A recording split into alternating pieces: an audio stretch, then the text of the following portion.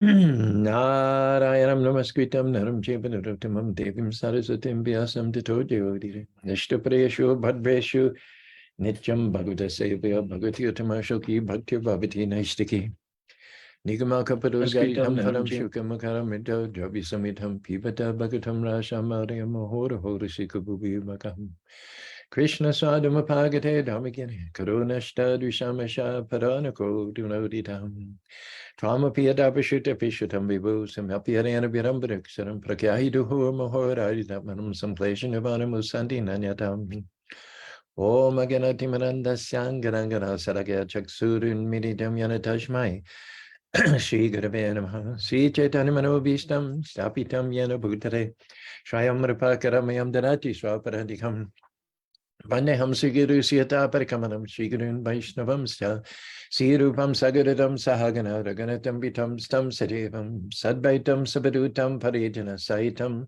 Krishna Chaitanya Devam Sirada Krishna Padan Sahagana Ladita Shivishikan Vitam Stam Hey Krishna Karura Sindhu Dina Bandhu Jagatpate Gopisha Gopika Kanta Radha Kanta Namostate Jayatam Sarito Pango Mama Maner Matergati Matsavashaparam Boja Radha Namadan Mohanam Sriman Rasa Rasaram Vivam Sivre Karsan Vener Shinopga Gopinata Sriyasanam Divyad Vrindaranya Kampad Rumada Srimad Radnagara Shima Shanishto Shri Shri Radha Shuddha Govinda Deva Prestadavihe Sevimanashmarami Namo Mahabharanaya Krishna Premavadayate Krishnaya Krishna Chaitanya Namani Gordsve Namaha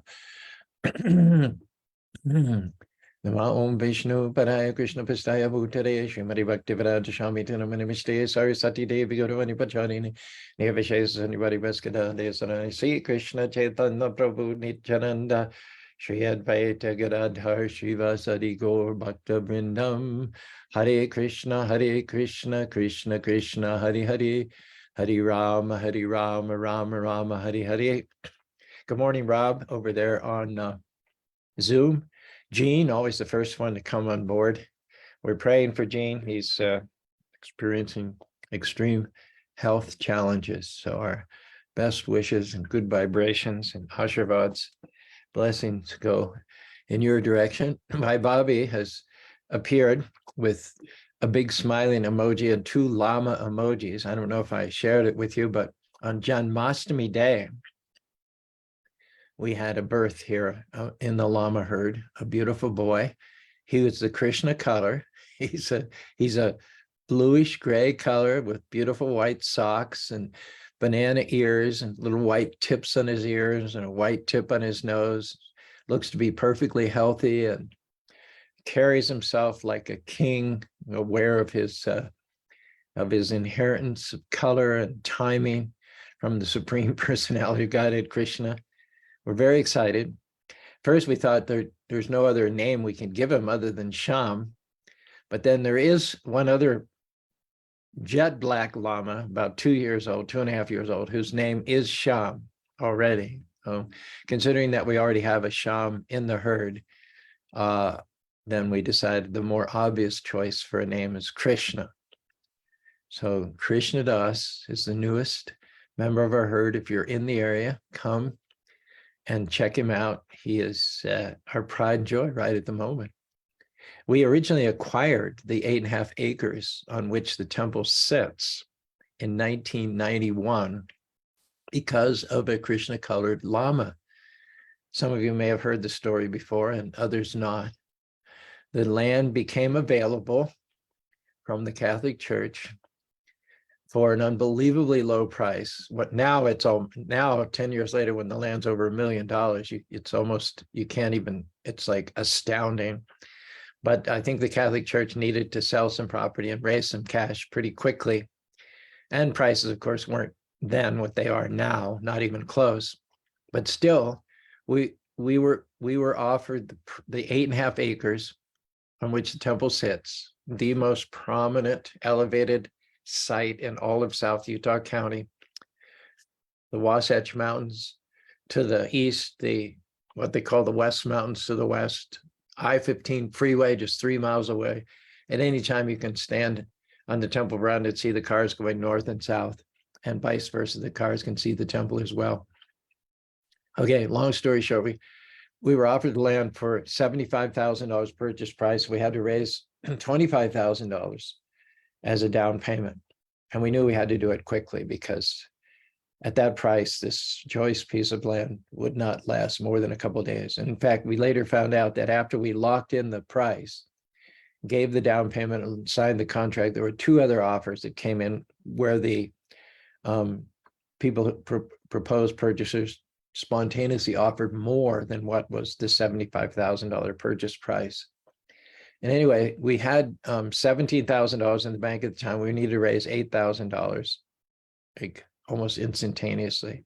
So we had a Krishna colored female llama at that time, who we called Shamin. Shah means the color of a monsoon cloud during the rainy season, a bluish black cloud, and Mean means the feminine. So Bryant Summerhays owns a chains of music stores up and down the Wasatch Front, and who also had already purchased from some other source 2 male castrated llamas, kept them up at his cabin in Sundance. He wanted a female. He called us, set up an appointment. He came. Now, this is in the late 80s, 89, 90, 91. Llamas were selling for a lot. There were not many of them, and according to the law of supply and demand, llamas went for pretty good prices. We'd sold females for as much as $4,000 and males went for $1,000, even if they weren't trained. So we're looking over the herd there, Bryant, myself, and I said, this female's $3,500. This one's $4,000. This one's $4,500. He only had eyes for the Shamin llama. He didn't even glance at the other llamas. He said, how much is that one? And I didn't even think about it. I think Krishna just used me as a puppet. He used me as a mouthpiece because I just blurted out $7,000.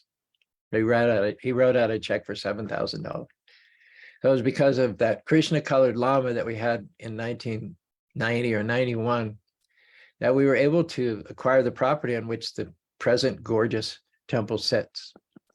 So you can understand how it is and why it is that we're excited to have our little Krishna Das with the same coloring on, of all days, Janmashtami Day. And we feel that Krishna has sent him our way for great purposes. And what those purposes are, only Krishna knows. But he always has a plan behind everything. And the whatever plan it is that involves having a little male Krishna-colored llama appear with all the signs of nobility and entitlement in his posture and bearing, it's got to be a good outcome. So we're excited, come what may.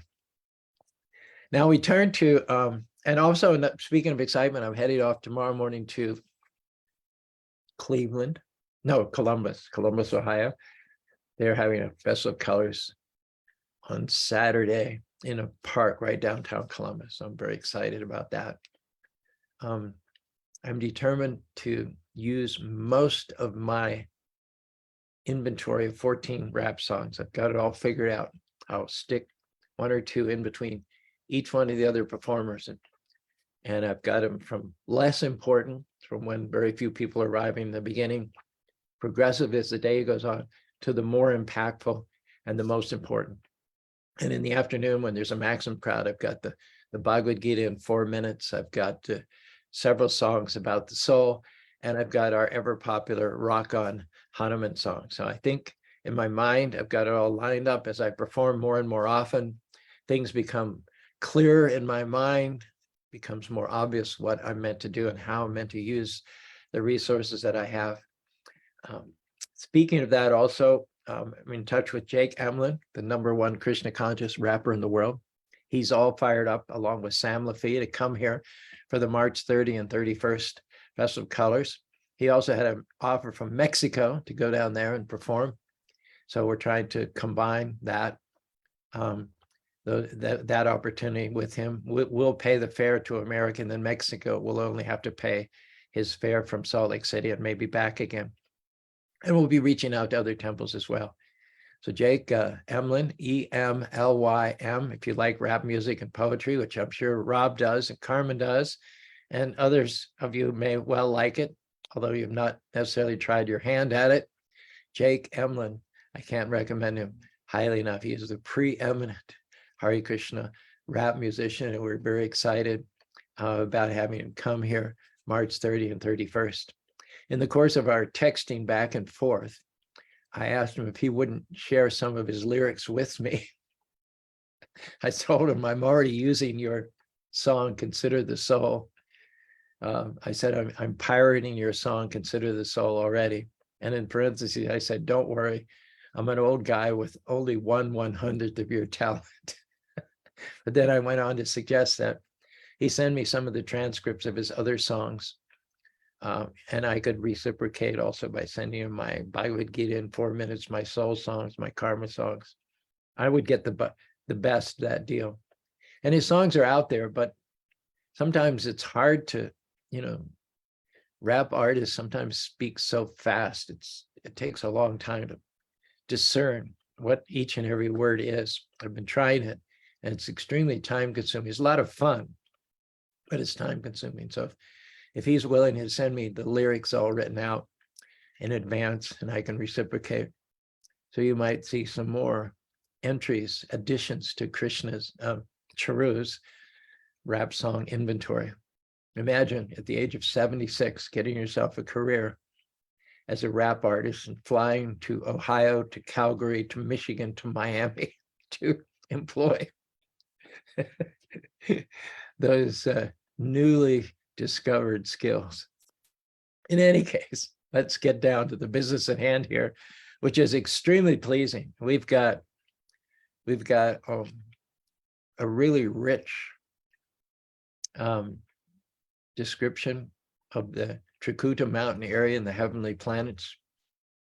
And, the things that we're going to share with you from the second chapter of the Srimad Bhagavatam about this mountainous area with lakes and bushes and shrubs and trees, as well as inhabitants of the heavenly planets.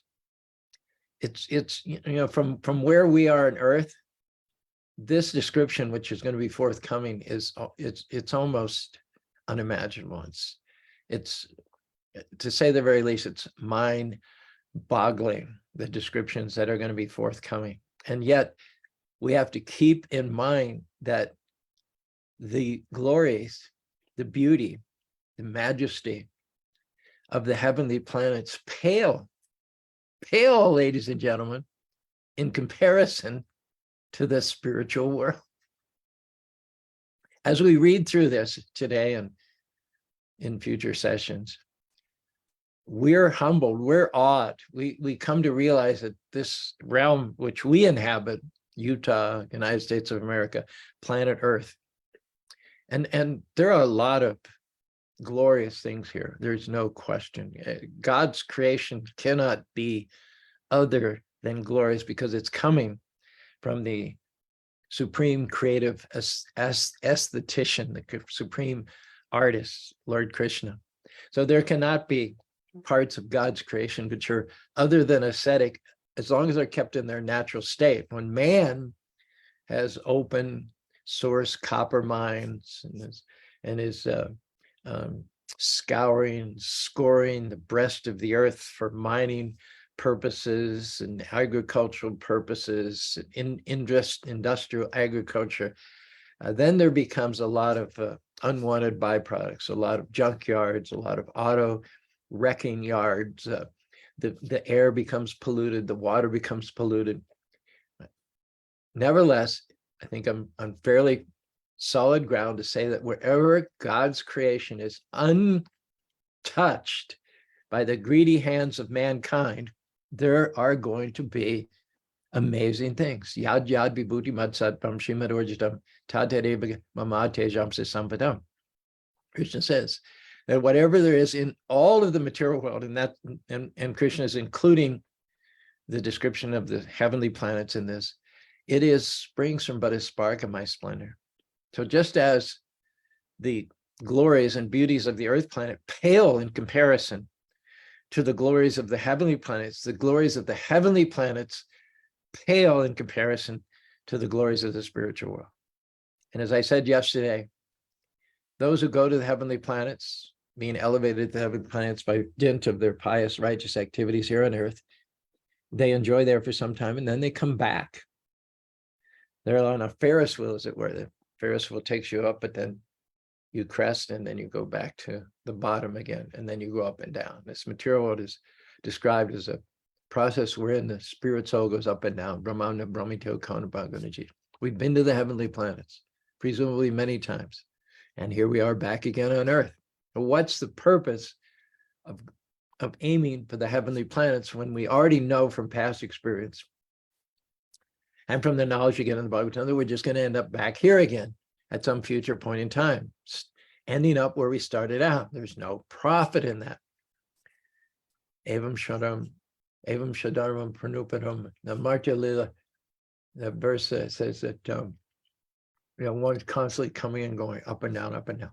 But those who have gone to the spiritual world, those who've used the same amount of energy to attain the spiritual world, they never they never come back to this material world again, because that spiritual world is comprised of the internal energy of the Lord, whereas the material world, the lower, the middle, and the higher plane, are composed of the inferior energy of the Lord. So everything we're going to talk about today is inferior energy, believe it or not.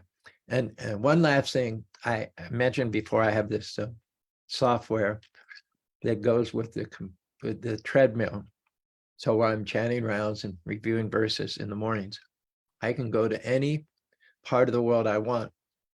And there's a little 4-inch screen on the treadmill that will take you on walks or runs or jogs, any part of the world you want. I think I've done 175 workouts in the year or so that I've had it, and I've gone all over the world. But I can say that my own personal preferences is Switzerland. I know that Ross Vilas and his wife, Amrita Sundari, spent several months in Switzerland this summer. They would go to Switzerland last summer. It's a pattern of them.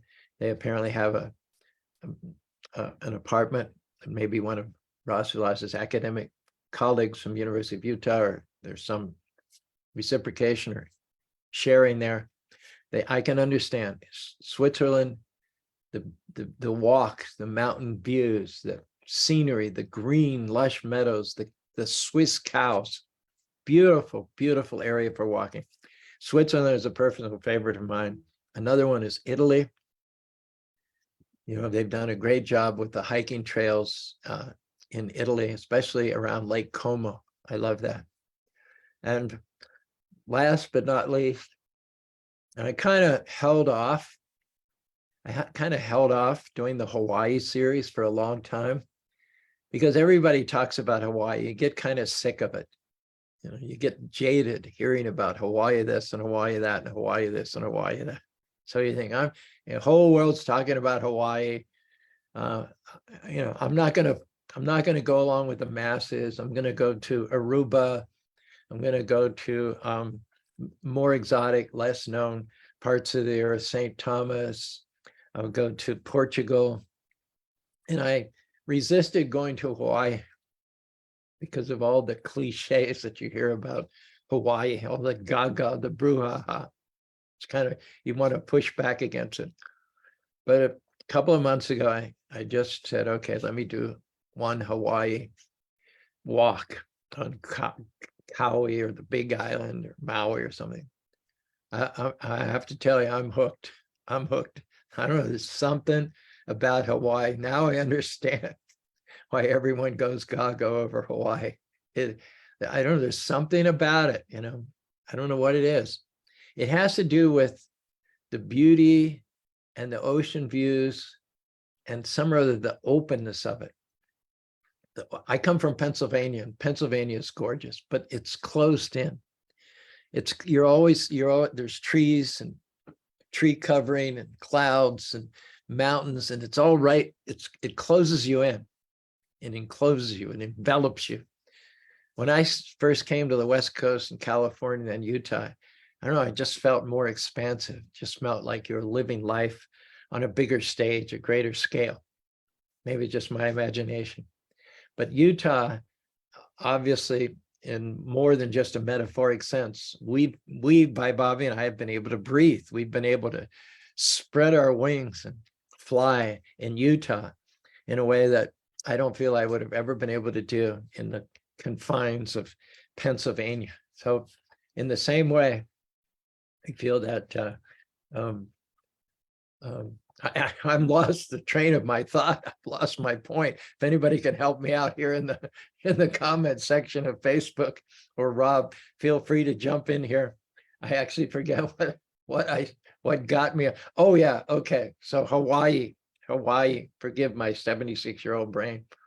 Yeah, there's just some. You can go to Costa Rica, you can go to Puerto Rico, and you go to all these tropical islands, the Virgin Islands, and some or other it has that same quote unquote Pennsylvania effect. You're hiking or walking through exotic jungle trails with all kinds of palm trees and beautiful flowers and wildlife, but it seems to be always closing in on you. Hawaii, and I don't know whether it's natural or whether it's man-made, probably a combination of both, but Hawaii's like you have all the palm trees, you have the oceans, you have the beaches, you have it, but it seems like there's more space, there's more open areas, there are more vistas, there are more panoramic scenes. I think that's probably it in Pennsylvania and in other exotic equatorial countries. You don't have vistas. Maybe once in a while you get to a mountaintop and you get a little glimpse, but Hawaii, almost wherever you go, with very few exceptions, you're looking out for miles and miles, mountains, oceans. And that's what I really like about it.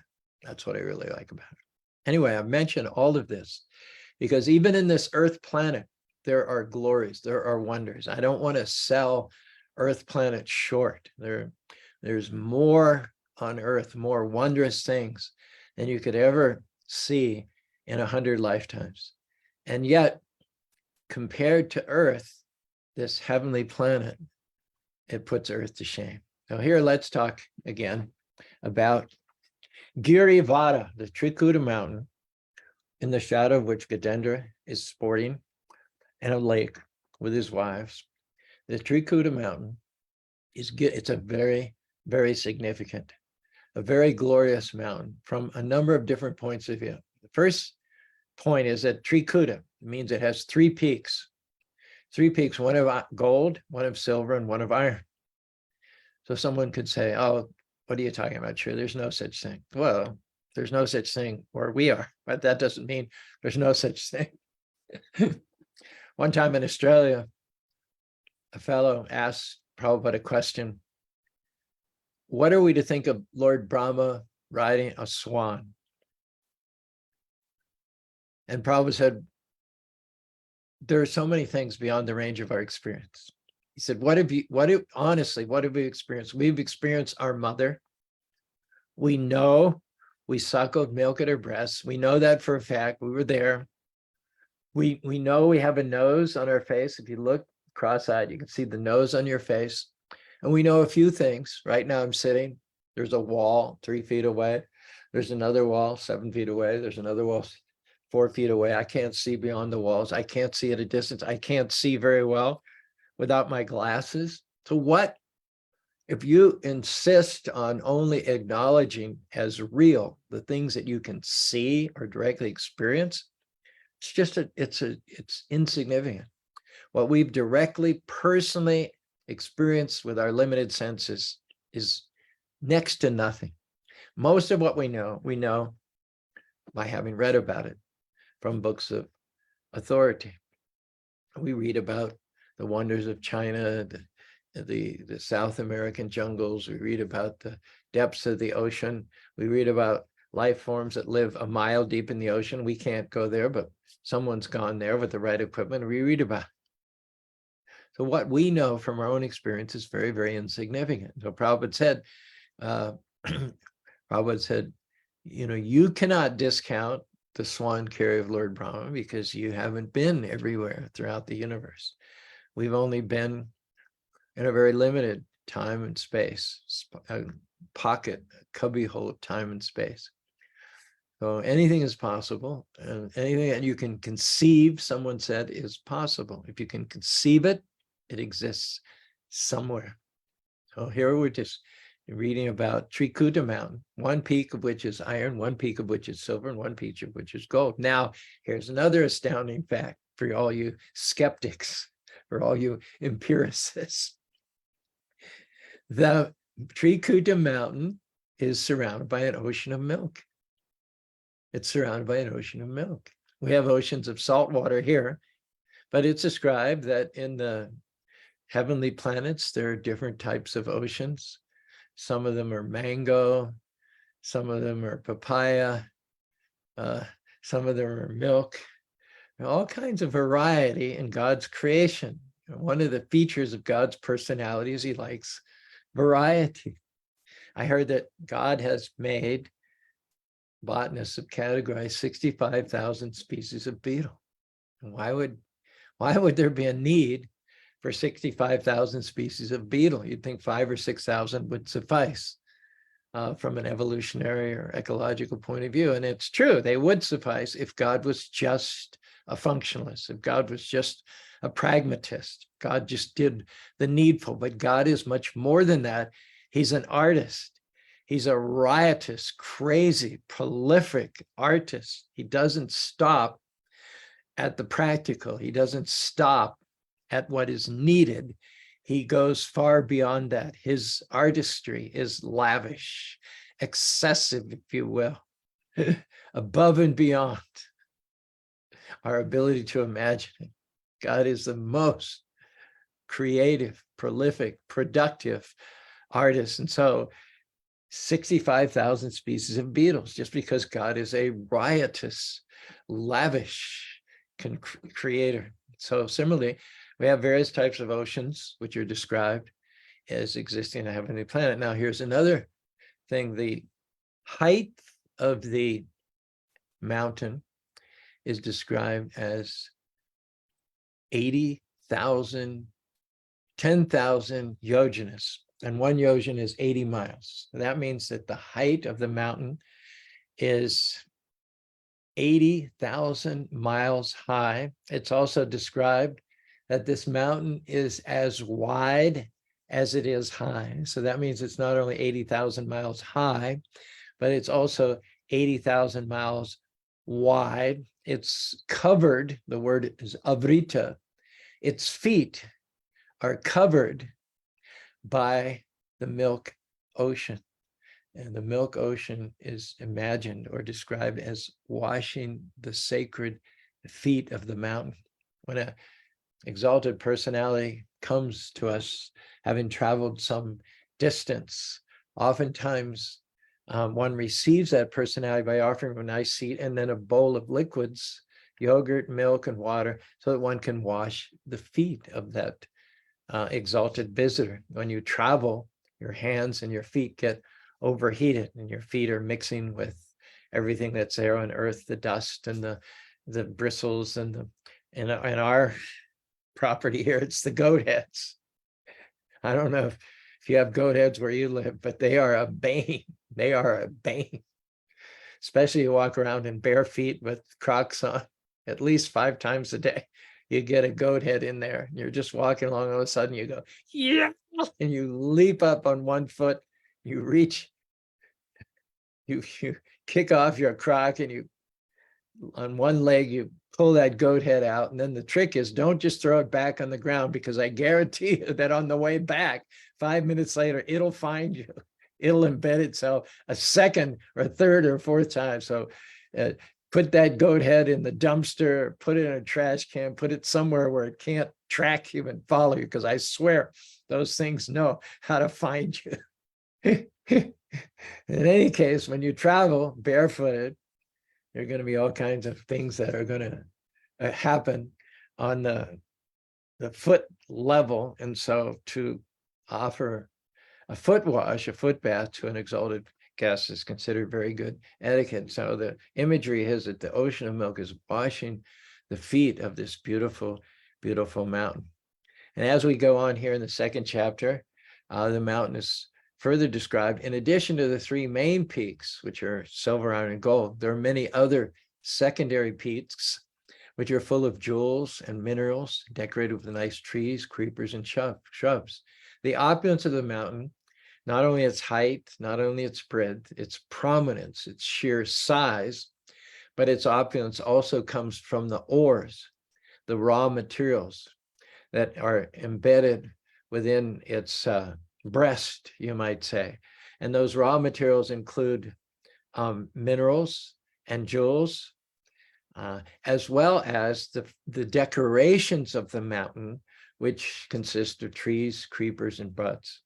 Now, aside from jewels and minerals, and aside from the flora and the fauna, there are the water features on the mountain.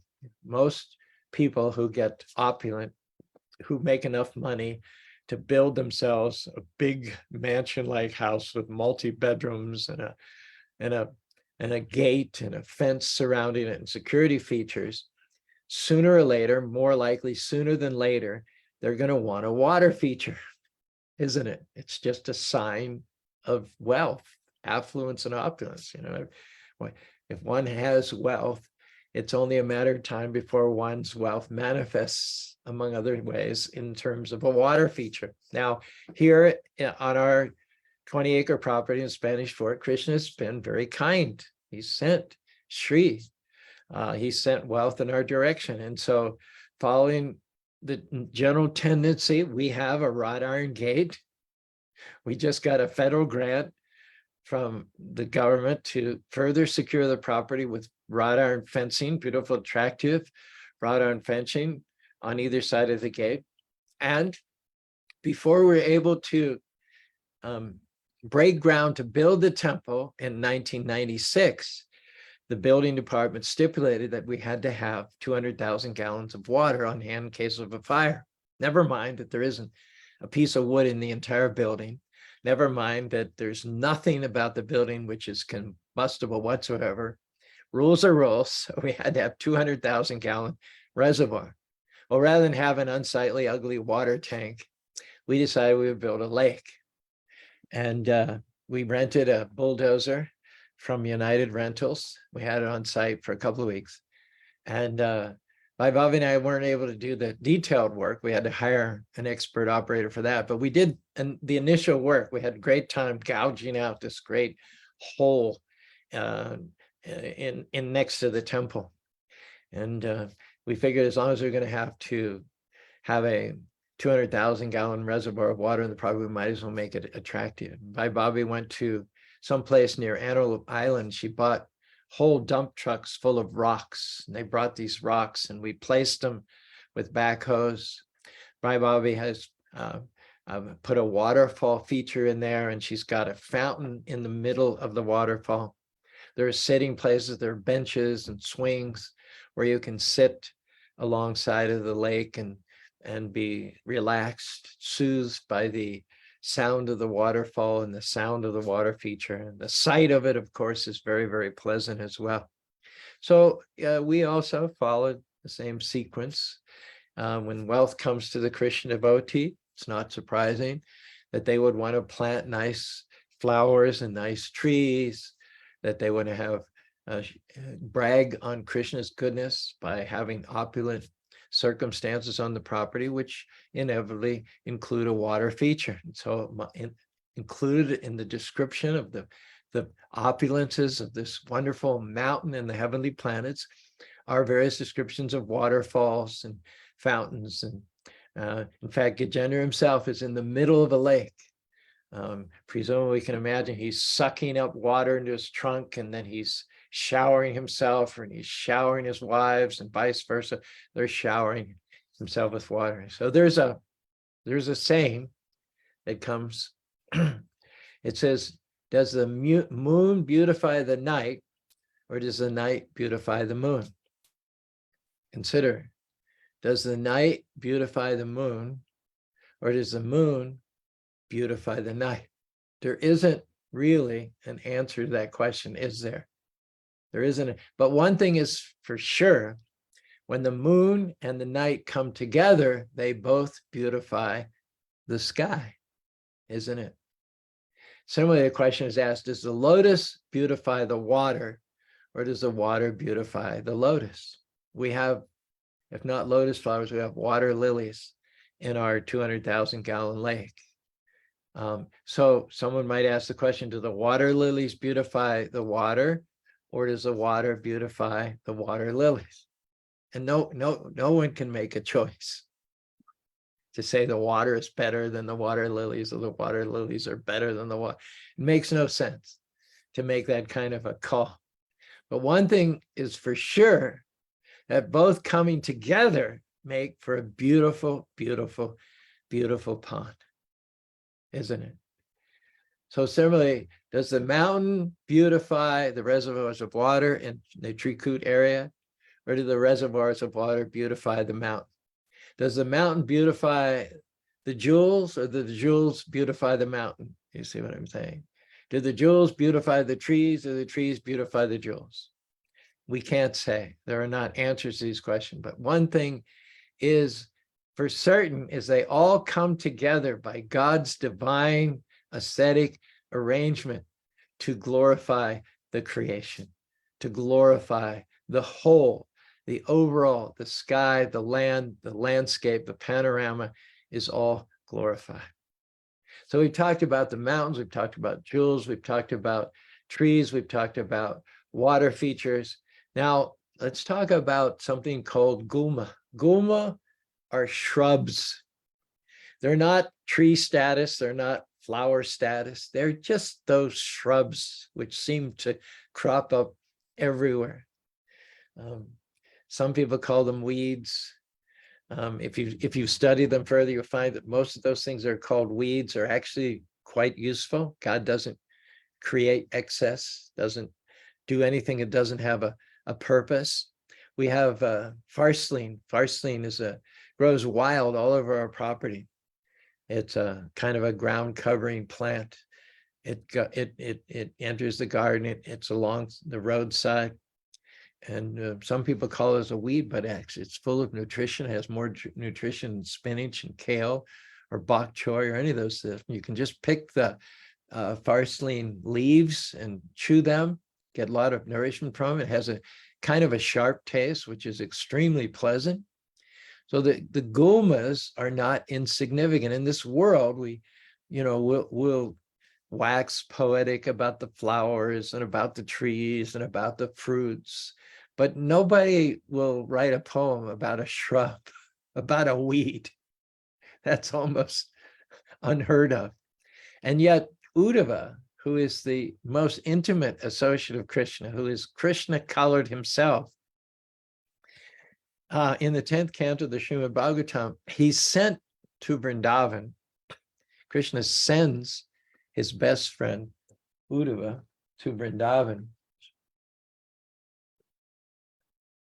for higher education. Oh, I just spilled. Oops, I'll have to take care of that later, I guess.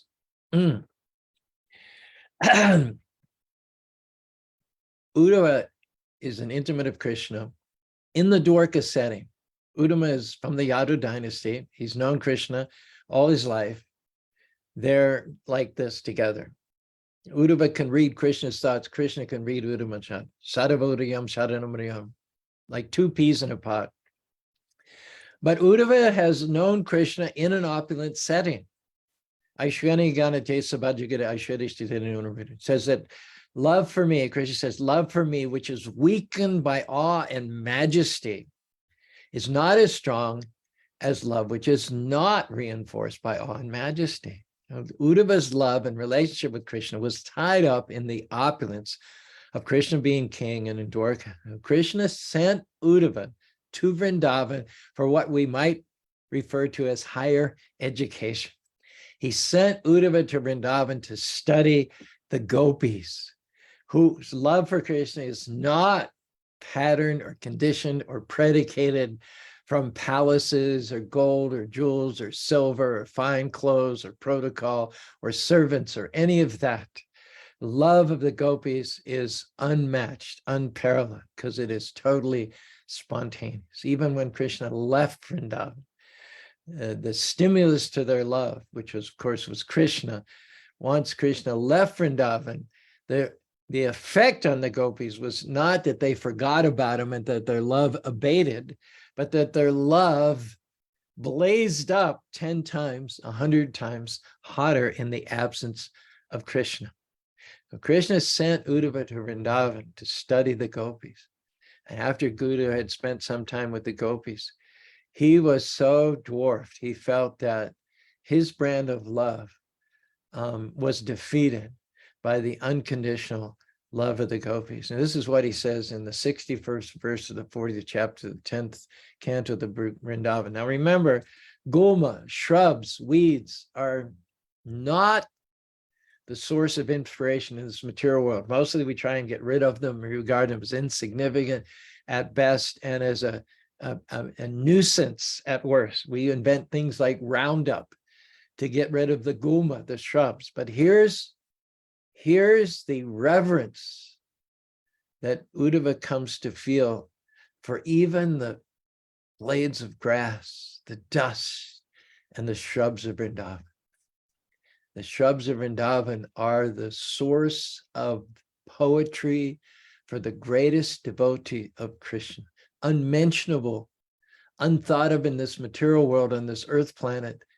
They are the inspiration for some of the greatest Sanskrit verses of poetry in all of history, enunciated by the personal friend of Krishna. And here's what Uddhava says after having spent some time among the gopis in the sacred area of Vrindavan. Ashamaho charana renu jushtam aham syam Vrindavane kim api gulma lota shusharam Yadushidam shajanam aripatamecha bhajanma kundam paravim shuta brahmagiram. When Uddhava started to get an inkling of the stature of the love of the devotees, then he conceived a desire to take birth in Vrindavan as some part of Vrindavan which comes into daily contact with the gopis. He began to glorify the shrubs, the herbs in the area of Vrindavan. He began to aspire to take birth as a gulma, a shrub, a weed, a blade of grass, a mote of dust in Vrindavan, so that he would come into contact with the dust of the lotus feet of the gopis. Every part of Vrindavan is sacred, permeated with the love of devotees for Krishna. There isn't any part of Vrindavan which isn't worshipable, which isn't significant. It's mentioned that in the sacred month of Kartik, October, November, all the demigods descend from the heavenly planets and they enter into the gulma, trees and shrubs and weeds, dust particles and blade of grass in Vrindavan. So sacred is every part of the Vrindavan atmosphere, by virtue not even so much of Krishna being there, but by virtue of Krishna prema permeating, pervading every single molecule, every single atom in Vrindavan. So is it any wonder that the devotees are glorified even by Krishna himself, even more than the Supreme Personality of Godhead? So we've talked about the scenic beauty, the surroundings of the Trikuta mountains, the heavenly planets. We've talked about how their beauty dwarfs the beauty of Earth planet in the same way that Earth planet's beauty is dwarfed by the beauty of the heavenly planets. The beauty of the heavenly planets is dwarfed by the beauty of the spiritual world. We talked about how the glories of the devotees are even greater than that of the Lord, and how other devotees want to take birth as a shrub, a tree, a plant, a mote of dust, so they can get the association of other devotees who are super excellent in their love for Krishna. All that inspired by a description of an area, an environment in the heavenly planets. This is Krishna consciousness. Krishna conscious devotee like Sukadeva Goswami cannot see any part of any of God's creation, either in the material worlds or the spiritual worlds and the hellish planets, the middle planets, the heavenly planets, without that which he is seeing triggering love of God. Everything reminds the devotee of Krishna because in one sense, Krishna is everything by virtue of the diffusion of his energy. More about that, not next week, because usually after going abroad for a color festival, it takes me a few days to catch up, but not next Monday, but the following Monday, we'll continue with this nectarine thread of discussions about the heavenly planets, which would initially seem to have nothing to do with deep, rich Krishna consciousness and nothing to do with the spiritual world. But when we see through the lens of the eyes of the pure devotees like Uddhava, like Gajendra, like Sukadeva Goswami, then it comes to have everything to do with our spiritual journey. It comes to be essential on the spiritual path. Om Tat Sat. Jean, thank you for being the first one always. Vaibhavi, who's now mother to a beautiful Krishna Das Lama. John Malik, Brent, Haribo, Carmen, please accept my obeisances. Similarly, Sundari Priya, Jean, Yogi, and Pragna in Dallas there, pranams. John Malik says, it's a blessing to be the color of the earth, Hare Krishna. Michelle has jumped on board. Comment by Bobby to see Krishna in everything. Yep, just what our concluding words. And Karma, a little ditty here. The Lord's heart in part is filled with art, only seen with love supreme. Nice, very nice. Captured the essence. The Lord's heart in part is filled with art, only seen with love supreme. That's Carmen. And now, ta-da, we go to Rob, the maestro. Are you there, Rob? Can you share with us? Hare Krishna, Prabhuji. Can you hear me? It's kind of warbly, but we can hear you, yes. All right, I'll do my best then. All right. Beauty untouched by humankind, a spark of Krishna's beauty you will find. Nice, very nice. When we imitate, it can be great, but it's second rate to what Krishna creates.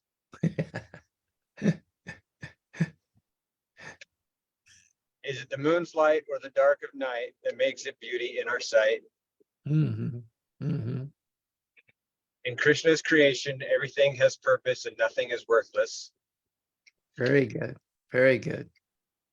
From the weeds to the trees, seen through Krishna, it will please. Yes, Jai. And in the spiritual world, Krishna's beauty, full beauty is unfurled. I like that. I like that. Hare Krishna. Very good. Thank you very much for your contributions. Do Charu's talks beautify Rob's poetry, or does Rob's poetry beautify Charu's talks? Well, there's no answer to those questions, but one thing can be said for sure is that the two complement each other, and the parts taken together surpass the whole is more than the sum of the parts. We can say that for sure. So thank you to Carmen. Thank you to Rob. Thanks to all of those who jump on the thread of this discussion through Facebook or through Zoom.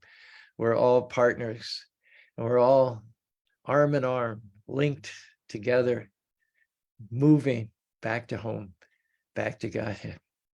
We will see you a week from Monday and give you a full report on the upcoming Festival of Colors, Ohio, scheduled to take place this Saturday in downtown Columbus. And by the way, the weather is supposed to be perfect, sunny all day with a high of 75. Stay tuned. More to come. Hare Krishna, Hare Krishna, Krishna Krishna, Hare Hare, Hare Ram, Rama Rama.